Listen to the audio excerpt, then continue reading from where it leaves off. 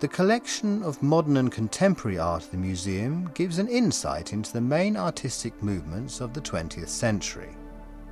The exhibition offers a tour that favours a dialogue relating to the works rather than dividing them historically.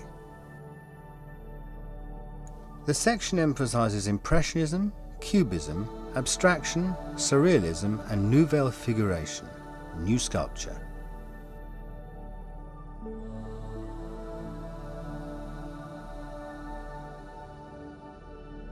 The museum also comprises several rooms for temporary exhibitions.